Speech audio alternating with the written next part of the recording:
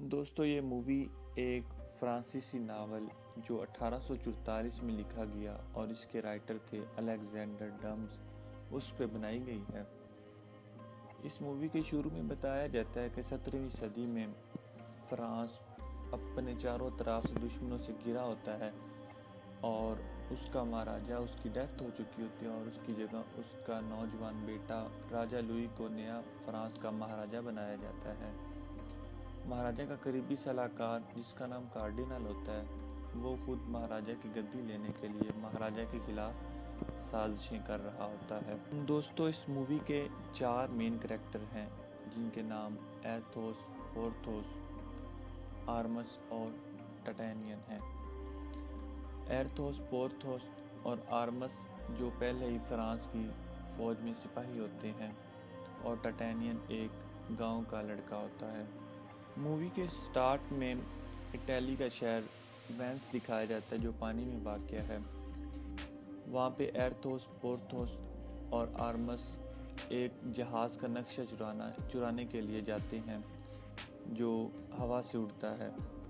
इस जहाज़ की शेप वैसे तो बहरी जहाज़ की तरह ही होती है, लेकिन इसको जैसे वो बालून की तरह उड़ाया जाता है हवा में, वैसे बना इसका नक्शा होता है। तो ये एक उस शहर में वाक़या एक महल के नीचे तय खाना होता है जिसमें जहाज़ का नक्शा छुपा होता है। तो और उस तय खाने में जाने के लिए एक दरवाज़ा होता है जिसको 3 चाबियां लगनी होती हैं।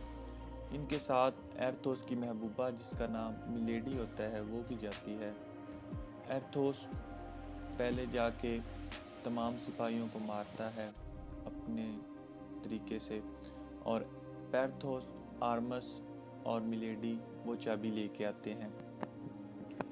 जब वो चाबियां लगाते हैं तय खाने के अंदर जाते हैं तो उन्हें पता चलता है कि नक्शे तक पहुंचना इतना आसान नहीं है, कोई चाल हो सकती है रास्ते में।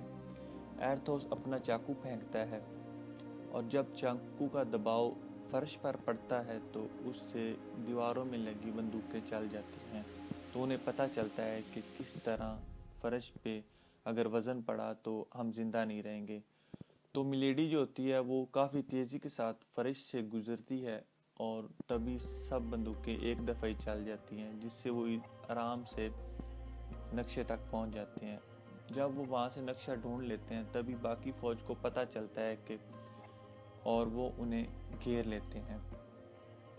तभी एथोस एक बम मारता है जिससे तय खाने की छत से सुराख हो जाता है बड़ा सा और तमाम पानी तय खाने के अंदर आ जाता है जिससे उन्हें भागने में मदद मिलती है और वो वहाँ से आराम से भाग जाते हैं। वहाँ से भागने के बाद वो अपनी कामयाबी का जश्न मना रहे होते हैं कि तभी जो मिलेडी होती है वो एथोस से कहती है कि मुझे माफ़ कर देना, मुझे ये सौदा आपसे बेहतर लगा।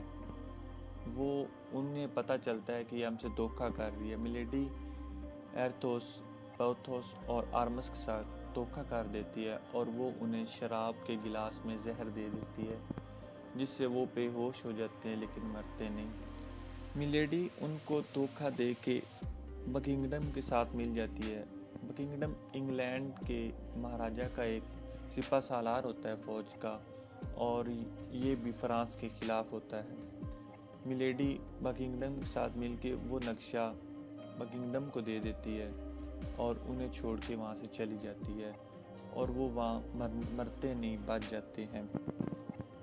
उसके बाद टाइटेनियन मूवी में दिखाया जाता है जिसको उसका बाप पहाड़ों में उसको लड़ना सिखाता है और उसको जंगी महारतें सिखा रहा होता है। उसका बाप भी फ्रांस का एक सिपाही रह चुका होता है और बहुत ही बड़ा जांबाज रह चुका होता है और वो उससे कहता है कि बेटा अब आपको सिखाने के लिए मेरे पास और कुछ भी नहीं है और आप पूरी तरह आप तैयार हो चुके हो। वो उसे 15 सिक्के देता है और एक घोड़ी के साथ पेरिस रवाना कर देता है। जब वो पेरिस जा रहा होता है तो उसका रास्ते में उसका सामना रोशफोर्ट से होता है। रोशफोर्ट कार्डिनल की फ़ौज का सिपा सालार होता है और वो भी कार्डिनल के साथ मिला होता है और महाराजा को धोखा दे रहा होता है। उसके साथ उसका सामना होता है रोशफोर्ट के साथ और वो उसकी घोड़ी को बुरा भला कहता है और टाइटेनियन उससे कहता है कि आप मेरी घोड़ी से माफ़ी मांगो, लेकिन वो उससे माफ़ी नहीं मांगता और वो उससे कहता है कि अगर मैं माफ़ी ना मांगूँ तो आप क्या करोगे। टाइटेनियन रोचफोर्ड से कहता है कि अगर आपने मेरी घोड़ी से माफ़ी ना मांगी तो आपको मरना होगा। तभी वो उसको लड़ने की दावत देता है, लेकिन रोचफोर्ड टाइटेनियन पे गोली चलाता है जो उसके कंधे पे लगती है, लेकिन वो मरता नहीं है। तभी उसकी वो तलवार लेके टाइटेनियन को मारने वाला होता है कि ऊपर से मिलेडी गुजरती है जो उनके साथ पेरिस जा रही होती है। वो उसे रोकती है कि अभी इसकी उम्र नहीं हुई मरने की, इसे छोड़ दो। वो उसे वहीं छोड़ के आगे चले जाते हैं। टाइटेनियन अपनी घोड़ी लेके उनके पीछे पेरिस रवाना हो जाता है। टाइटेनियन जब पेरिस पहुंचता है तो वो दोबारा रोचफोर्ड को देखता है और वो उसके पीछे उसको मारने के लिए भागता है। तभी उसकी टक्कर रास्ते में एर्थोस से होती है जो रास्ते में खड़ा होकर शराब पी रहा होता है और वो उसकी शराब गिरा देता है। एर्थोस उसे कहता है कि तुमने मेरा नुकसान किया है। वो उसे 10 सिक्के देने की कोशिश करता है, लेकिन एर्थोस कहता है कि तुम मुझे जानते नहीं हो। इस पे वो कहता है कि आप मुझे शराबी लग रहे हैं और एर्थोस टाइटेनियन को कहता है कि ये तो हुई बच्चू लड़ाई वाली बात। तो इस पे वो कहता है कि ठीक है और वो लड़ने के लिए तैयार हो जाता है। एर्थोस उसे 1 बजे का टाइम देता है ऊपर मैदान में लड़ने के लिए सेंचोर में, और वो आगे चला जाता है। आगे जाके उसकी टक्कर पेर्थोस के साथ होती है जो एक कपड़ों वाली दुकान पे कपड़े ले रहा होता है और उसके पैसे गिरा देता है। उसके साथ भी वो जज्बाती होकर बात करता है जिस पे उसे पेर्थोस को गुस्सा आता है और वो टाइटेनियन उसे भी लड़ाई का चैलेंज कर देता है और उसे वो 2 बजे का टाइम देता है सेंचोर मैदान में ऊपर। और तब तक रोचफोर्ड कहीं दूर निकल चुका होता है और वो उसे मिलता नहीं। वो वापस जब अपनी घोड़ी के पास आता है तो वहाँ पे आर्मिस उसकी घोड़ी को 5 सिक्कों का चलन दे देता है पब्लिक प्लेस में पेशाब करने पे, और वो उसे कबूल नहीं करता और आर्मिस को वो वापस दे देता है। और इस पे उसे भी वो लड़ाई का कहता है और उसे भी वो टाइम दे देता है ऊपर मैदान में लड़ने के लिए। जब वो मैदान में पहुंचता है तो उसे पता चलता है कि ये एर्थोस, पोर्थोस और आर्मस हैं जो फ्रांस की फ़ौज के बहुत ही अच्छे जांबाज हैं। तो वो उनसे कहता है कि मैं भी आपके साथ मिलने आया हूँ, और वो कहता है कि मेरा नाम टाइटेनियन है और मैं गांव से आया हूँ आपके साथ मिलने के लिए। लेकिन उस पर कहते हैं कि हमारे साथ बच्चों का कोई काम नहीं, क्योंकि वो एज में काफ़ी छोटा होता है। अभी ये बातें कर रहे होते हैं कि कार्डिनल की फ़ौज आ जाती है और उनके साथ रोचफोर्ड भी होता है। वो उनको घेर लेते हैं और वो उन्हें कहते हैं कि चलो महल में चलें, और आप गिरफ्तार किया जाता है। अभी वो गिरफ्तारी देने वाले होते हैं कि टाइटेनियन उन पे हमला कर देता है अपनी तलवार के साथ और उनसे लड़ना शुरू हो जाता है। उसकी लड़ाई देख के एर्थोस काफ़ी मुतासर होता है और वो भी उसके साथ लड़ना शुरू कर देते हैं। वो 4 लोग कार्डिनल की तमाम फ़ौज को मार देते हैं। 40 बंदे जो उसकी फ़ौज में आते हैं वो तमाम को मार देते हैं। लड़ाई के दौरान बादशाह महाराजा की जो रानी होती है उसकी दासी जिसका नाम होता है कॉन्स्टेंस, वो टाइटेनियन को देख रही होती है और उससे काफ़ी मुतासर होती है। तभी टाइटेनियन की नज़र उस पर पड़ती है और उसको पटाने की कोशिश करता है, लेकिन वो उसको बातें सुना के चली जाती है। तो टाइटेनियन उन एर्थोस, पोर्थोस, आर्मस के साथ उनके घर रात गुजारता है। दूसरे दिन बादशाह के कहने पे वो फ्रांस उधर महाराजा के सामने पेश होते हैं और महाराजा को कार्डिनल पहले ही उकसा चुका होता है कि इनको सख्त से सख्त सज़ा देनी है, इसने हमारी फ़ौज के साथ पंगा लिया है। महाराजा उनको अभी डांट रहा होता है कि ऊपर से रानी आ जाती है। वो महाराजा को कहती है कि ये हमारे जांबाज हैं, इनसे लड़ना आपका हक नहीं, और इन्होंने काफ़ी बहादुरी का मुजाहरा किया और 4 लोगों ने कैसे 40 लोगों को मारा। इस पे महाराजा उनको माफ़ कर देता है और वो उन्हें नए कपड़े और पैसे देता है और कहता है कि कल महल में फंक्शन है और आप लोगों ने टाइम पे आना है। मिलेडी कार्डिनल से मिल के पहले बता चुकी होती है कि बकिंगडम आ रहा है और उसने वो तैयार कर लिया है। वो उस कार्डिनल को बताती है कि बकिंगडम ने जहाज़ तैयार कर लिया और वो उसके साथ ही महाराजा से मिलने आएगा। वो महाराजा के साथ अमन की बात करने आ रहा होता है। जब वो पहुंचता है तो उसके साथ मिलेडी भी होती है और वो दोबारा कार्डिनल के साथ मिलती है। कार्डिनल बादशाह, महाराजा और रानी के दरमियान ताल्लुकात पे बहुत अफसरदा होता है और वो उनकी मोहब्बत देख के काफ़ी जलता है और किसी तरह वो महाराजा को रानी से दूर करना चाहता होता है, क्योंकि महाराजा रानी की बातें मानता है। वो उस पर इल्ज़ाम लगाते हैं रानी के ऊपर कि वो बकिंगडम के साथ उसके ताल्लुकात हैं और उसको फंसाने के लिए वो झूठे लिखे गए ख़त बकिंगडम के रानी के दराज में रख देते हैं, रानी के कमरे में रख देते हैं। और रानी का एक हार होता है जो महाराजा ने रानी को गिफ्ट किया होता है, वो चुरा के मिलेडी अपने साथ ले जाती है इंग्लैंड में, और ये सब कुछ वो कार्डिनल के कहने पे करती है। तभी वो कार्डिनल जो होता है वो बादशाह को सब बताता है। बादशाह जब महारानी के कमरे में जाता है तो उसको वो ख़त मिलते हैं और महाराजा को रानी पे शक होता है और वो अपने कार्डिनल सलाहकार के साथ बातचीत करता है। तो कार्डिनल उसे मशवरा देता है कि आप महल में एक जश्न रखें और महारानी से कहें कि जो मैंने हीरो का हार आपको गिफ्ट किया है वो आप इस जश्न पे पहन के आइएगा, क्योंकि वो हार पहले ही वो चोरी करवा चुका होता है मिलेडी से और उसका इल्ज़ाम वो बकिंगडम पे डाल के महारानी ने ये हार बकिंगडम को वापस गिफ्ट किया हुआ है और इससे वो महारानी पे उसका इतबार ख़त्म हो जाएगा और ये इनके ताल्लुकात ख़राब हो जाएंगे और जो महाराजा है वो रानी से दूर हो जाएगा। तभी जो महारानी को जब पता चलता है कि उसका हार चोरी हो गया और उसे शक होता है कि ये कार्डिनल ने करवाया है और वो कार्डिनल के पास जाती है और कहती है कि मुझे आपसे ये उम्मीद नहीं थी। इस पे कार्डिनल नहीं मानता कि ये सब उसने किया है। वो रानी की दासी जो कॉन्स्टेंस होती है वो टाइटेनियन के पास जाती है और उससे सारा मसला बयान करती है और उससे कहती है कि तुम बकिंगडम से वो हार लेके आओगे। तो इस पे वो कहता है कि मैं इंग्लैंड क्यों जाऊं। इस पे जो कॉन्स्टेंस होती है वो टाइटेनियन को एक किस देती है जिस पे वो कहता है कि मैं तो चला इंग्लैंड, और उसके साथ एथोस, पोर्थोस और आर्मस भी तैयार हो जाते हैं और वो उसे अकेला नहीं जाने देते। तभी रोशफोर्ड अपनी फ़ौज के साथ उनके घर को घेरे में ले लेता है और वो उनको मारने के लिए उनको गिरफ़्तार होने के लिए कहता है, लेकिन वो गिरफ़्तारी नहीं देते और वो वहाँ से भाग जाते हैं। रोशफोर्ड वापस आके कार्डिनल को बताता है और कार्डिनल उसे कहता है कि तमाम बंदरगाहों पे इंग्लैंड जाने के लिए रोक दो सबको और कोई भी मेरी इजाज़त के बगैर इंग्लैंड नहीं जाएगा और उन तमाम जांबाजों के सर पे इनाम रखो और उनको ख़त्म कर दो जहाँ भी नज़र आए।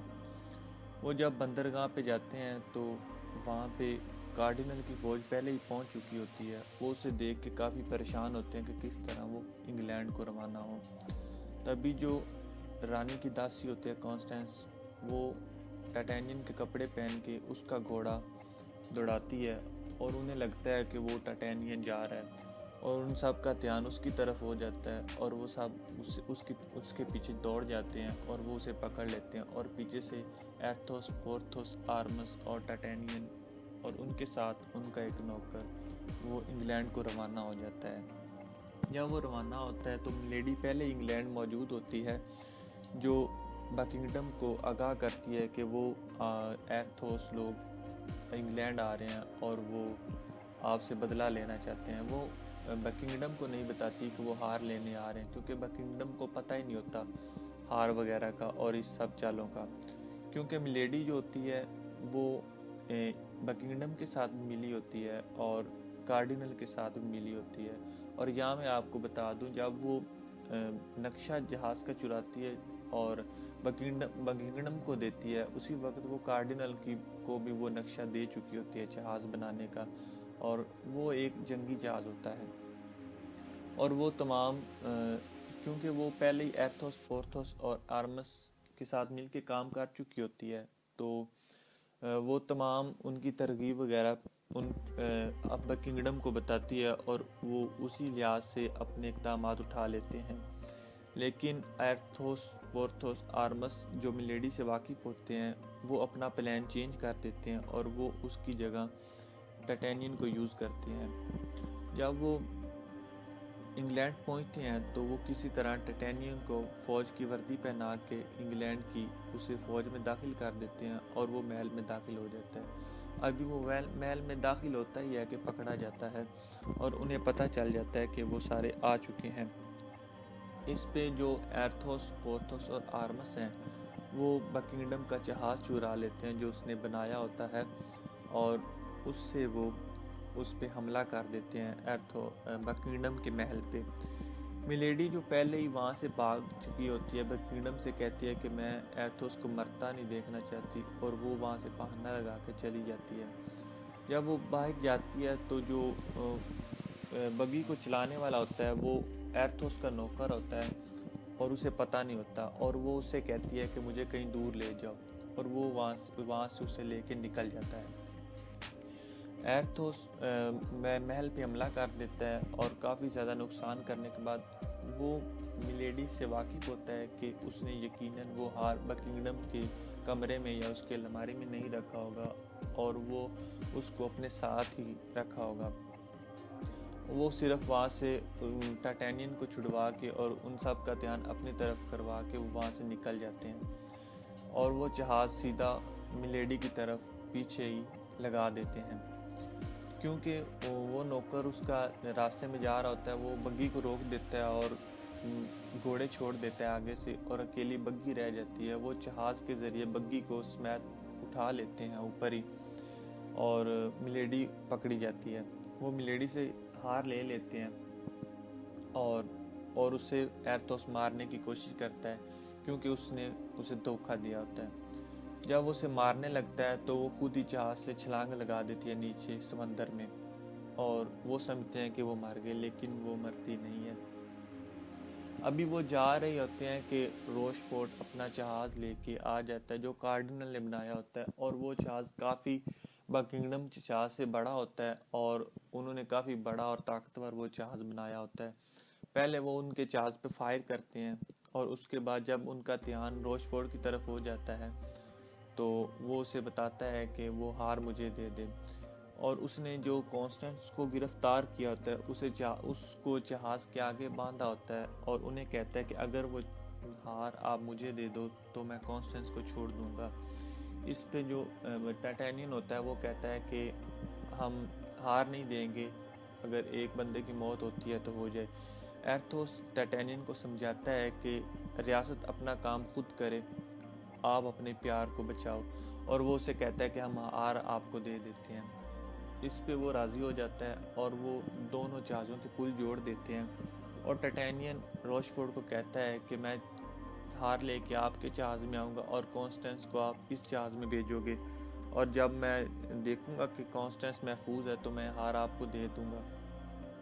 इस पे रोशफोर्ड राज़ी हो जाता है और वो कॉन्स्टेंस को छोड़ देता है। जब वो कॉन्स्टेंस इनके जहाज़ में आ जाती है और टाइटेनियन रोशफोर्ड के जहाज़ में चला जाता है तब रोशफोर्ड धोखा कर जाता है और वो उसे पकड़ लेता है हार के समेत और उनके जहाज़ पे हमला कर देता है।